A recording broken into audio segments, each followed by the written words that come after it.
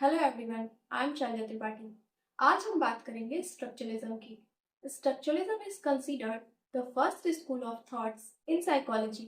Structuralism को हिंदी में संरचनावाद कहते हैं। इसके पहले 16वीं शताब्दी तक साइकोलॉजी को फिलॉसफी की एक ब्रांच माना जाता था और इसमें आत्मा और मन की स्टडी की जाती थी।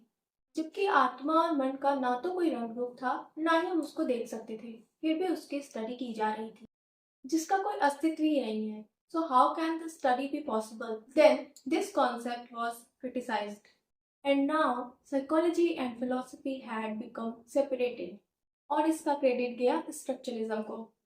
This school of thought was established in European country Germany by William Wundt and his student Edward Bradford Titchener in 1862. Structuralism का मानना था कि कोई भी एलिमेंट अकेला नहीं समझा जा सकता, उसको किसी न किसी चीज के साथ रिलेट करके ही उसका वैल्यू का पता लगाया जा सकता है। वुंट ने ह्यूमन कॉन्शियसनेस की स्टडी के लिए एक्सपेरिमेंटल मेथड को यूज करने पर जोर दिया, जिससे कि साइंटिफिक रिजल्ट्स मिले। इन्होंने साइकोलॉजी को एक इमीडिएट कॉन्शियस एक्सपीरियंसेस का साइंस माना। इन्होंने कॉन्शियसनेस जैसे कॉम्प्लेक्स स्ट्रक्चर की स्टडी की। इसके लिए इन्होंने दो एलिमेंट लिए। फर्स्ट इज सेंसेशन, जो कि ऑब्जेक्टिव एलिमेंट था, एंड सेकंड इज फीलिंग, जो कि सब्जेक्टिव एलिमेंट था। वर्ड्स इन सेंसेशन और फीलिंग्स को रिकॉर्ड करके ये समझना चाहते थे कि क्या ये सेंसेशन और फीलिंग आपस में रिलेटेड है, क्या यही मिलकर हमारा माइंड मेकअप करते हैं। इस स्कूल ने व्हाट पे फोकस किया कि क्या जो कॉन्शियस एक्सपीरियंस मनुष्य कर रहा है, मतलब प्रेजेंट टाइम में वो जो भी एक्सपीरियंस कर रहा है, क्या वो उसके फीलिंग्स और सेंसेशन का रिजल्ट है। इनका मानना था कि जो इंसान उस सिचुएशन में है, वो जो एक्सपीरियंस कर रहा है, उसके अलावा कोई और वैसा सेम एक्सपीरियंस नहीं कर सकता है। उनके एक्सपीरियंस काफ़ी प्राइवेट होते हैं और उनसे बेहतर तरीके से उनको कोई और एक्सप्लेन नहीं कर सकता। इतनी गहराई से किसी व्यक्ति के कॉन्शियस एक्सपीरियंस को समझने के लिए ऑब्वियस सी बात है कि वुंट ने किसी मेथड का यूज़ किया होगा। वो मेथड था इंट्रोस्पेक्शन।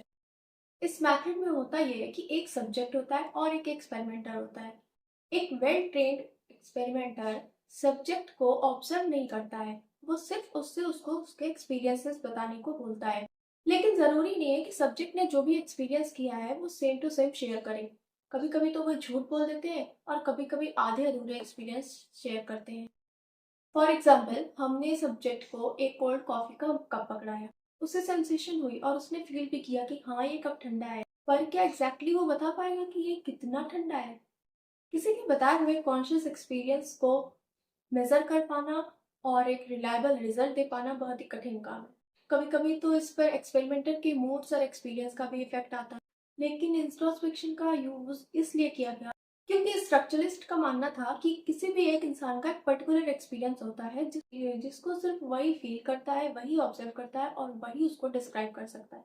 बट टाइम के साथ साथ इंट्रोस्पेक्शन को वैलिड नहीं माना गया क्योंकि हम इसके रिजल्ट को जर्नलाइज नहीं कर सकते। स्ट्रक्चरलिज्म में sensation, perception, attention, feeling and association पर काफ़ी स्टडी की, पर कुछ चीज़ें थी जो इनके दायरे से बिल्कुल बाहर। वो था human behaviour, personality and motivation. ये था स्ट्रक्चरलिज्म स्कूल ऑफ थॉट्स, जिसको विलियम वुंट और इनके स्टूडेंट टिचनर ने आगे बढ़ाया।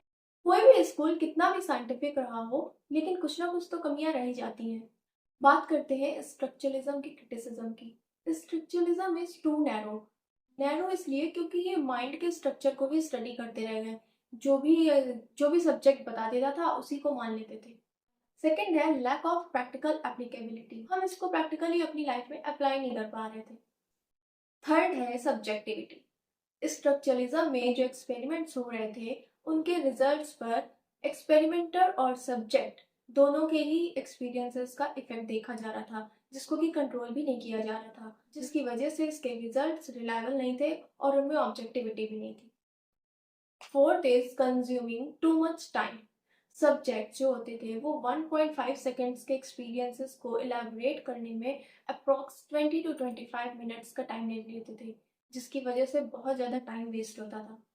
ये थी स्ट्रक्चरलिज्म की कुछ कमियां। इन कमियों को दूर करने के लिए फंक्शनलिज्म आया, लेकिन इससे पहले हम स्ट्रक्चरलिज्म के कंट्रीब्यूशन को जान लेते हैं। स्ट्रक्चरलिज्म का क्रक्स ये निकल के आया कि अब साइकोलॉजी को एक साइंस की तरह पढ़ाया जाने लगा था। विलियम वुंट को फादर ऑफ साइकोलॉजी इसलिए कहा गया क्योंकि ये पहले इंसान थे जिन्होंने साइकोलॉजी को एक्सपेरिमेंटल साइंस की तरह इंट्रोड्यूस किया और 1879 में फर्स्ट लेबोरेटरी एस्टेब्लिश की जो कि लिप्जिग में थी।